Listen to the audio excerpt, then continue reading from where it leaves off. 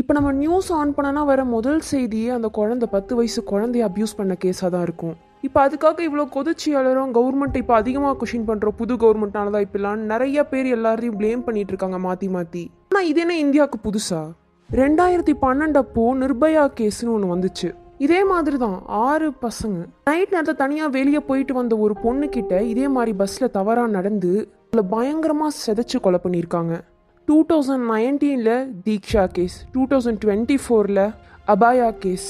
ஒரு நாள் ஃபுல்லாக டியூட்டி பார்த்துட்டு கொஞ்ச நேரம் ரெஸ்ட் எடுக்கலான்னு ஒரு ஓரமாக போய் உட்காந்து ஒரு டாக்டருக்கு நடந்த கொடுமை இப்படி மேலே மேலே நடந்துக்கிட்டே தான் இருக்குது. இதுக்கு எல்லாருமே ப்ளேம் பண்ணுறது கவர்மெண்ட்டையோ இல்லை சுற்றி இருக்கவங்களையோ இல்லை சமுதாயத்தையோ மட்டும்தான்.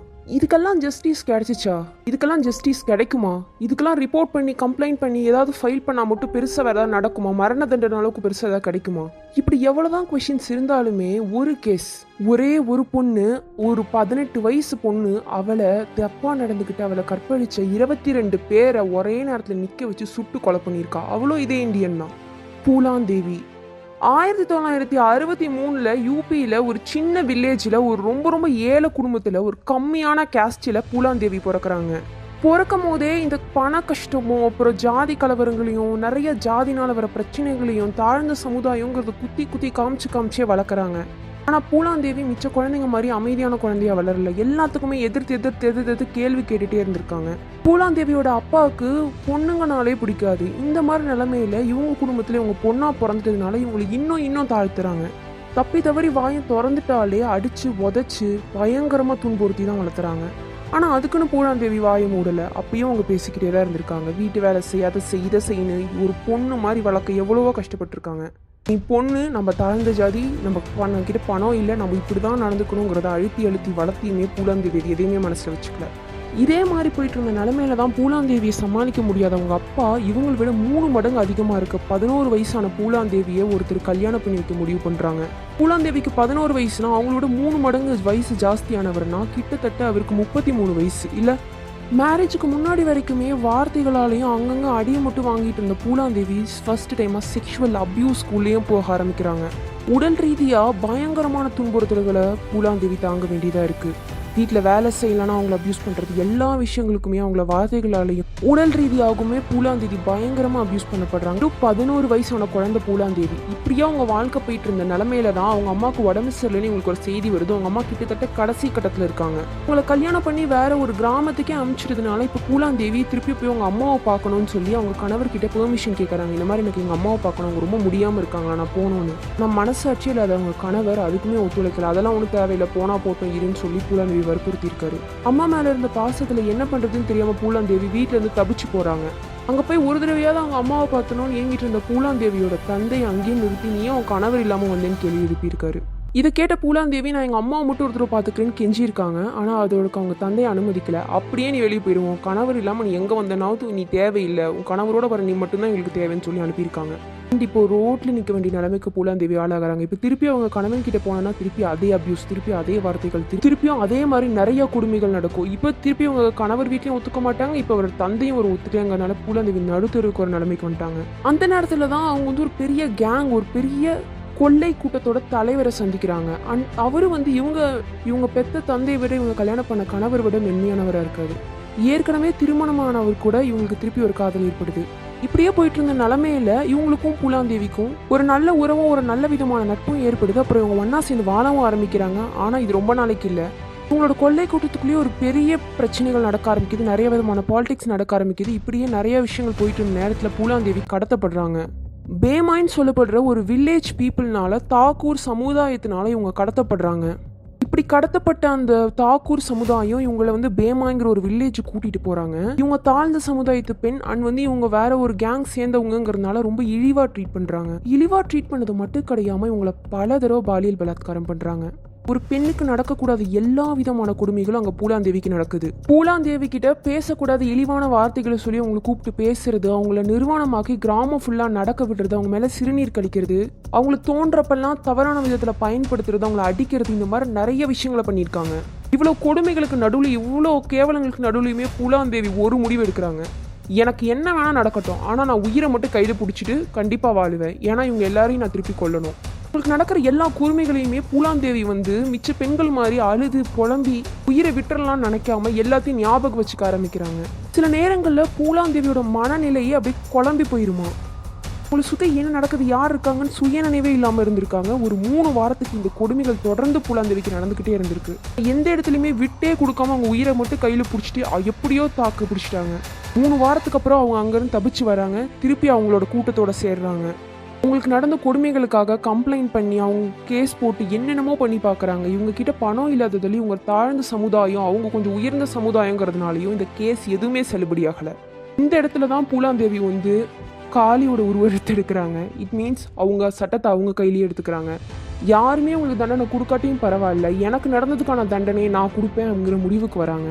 அந்த காலகட்டங்களில் இந்த மாதிரி நார்த் இந்தியாவில் இருந்த எல்லா வில்லேஜ்லேயுமே சின்ன சின்ன வில்லேஜ்லாம் அங்கங்கே ஒரு கேங்ஸ்டர் குரூப் இருக்கும். பூலாந்தேவி இந்த பக்கம் அவங்க கூட்டத்தோட இணைஞ்சதுக்கப்புறம் இவங்களோட அந்த வேகத்தை பார்த்து இவங்க கடைசியாக கூட்டத்தோட தலைவி ஆகிறாங்க. இது ஒரு 18 வயசு சின்ன பொண்ணு ஒரு 22 பேரை பழி வாங்கியே தீரணும், அவங்கள ரொம்ப சிதைச்ச அந்த 22 பேரை முடிவு பண்ணி அந்த கூட்டத்தை கூட்டிக்கிட்டு ஒரு நாள் அவங்க போலீஸ் ட்ரெஸ்ல அந்த கிராமத்துக்கு போறாங்க. அப்போ அந்த ஊர்ல வந்து ஒரு கல்யாணம் நடந்துட்டு இருந்திருக்கு. நேராக அங்கே போய் இவங்களை ரொம்ப அதிகபட்ச துன்புறுத்தின 2 பேரோட பேரை சொல்லி, எனக்கு இப்போ அவங்க 2 பேர் கிடைச்சாங்கன்னா நான் இங்கேருந்து அமைதியாக போயிடுவேன், இல்லைன்னா நடக்கிறதே வேறன்னு பேசுகிறாங்க. ஆனால் அப்போ அந்த கிராமத்தோட துரதிருஷ்டம் அந்த 2 பேர் அப்போ அந்த ஊர்லேயே இல்லை. உடனே பூலாந்தேவிக்கு சரியான கோபம். பூலாந்தேவி ஒரு முடிவு பண்ணுறாங்க. அவங்க ஒரு 22 பேரை ஞாபகப்படுத்தி சொல்கிறாங்க, இவங்ககிட்ட ரொம்ப ரொம்ப அசிங்கமாக நடந்துக்கிறாங்க. 22 பேரை நேராக முட்டி போட்டு நிற்க வைக்கிறாங்க. வச்சு யோசிக்காம இந்த 18 வயசு பூலாந்தேவி அப்படியே ஷூட் பண்ணுங்கன்னு சொல்றாங்க. இந்த 22 பேர் மேல குண்டு பாயுது. அந்த 22 பேர் பூலாந்தேவி கண்ணு முன்னாடியே சாகுறாங்க. காசு இல்லாததுனால சட்டத்தால கைவிடப்பட்ட பூலாந்தேவி செத்து போய் இவங்க கடவுள்கிட்ட தான் போய் இவங்க தண்டனையை அனுபவிக்கணும்னு காத்திருக்காம அவங்களுக்கான விதியை அவங்களே எழுதி அவங்களுக்கான நியாயத்தை அவங்களே வாங்கிக்கிறாங்க. 22 பேர் அவங்க சாகடிச்சது இந்தியா ஃபுல்லா கிடையாது, உலகம் ஃபுல்லாவுமே தெரிய ஆரம்பிக்குது. ஒரு கேங்ஸ்டரா இல்லாம பூலாந்தேவிக்கு வேற வேற பேர்களும் இதனால சூட்டப்படுது. Record queen, bandit queen, India's Robin Hood, இந்த மாதிரி இன்னும் பல பேர் பூலாந்தேவிக்கு வருது.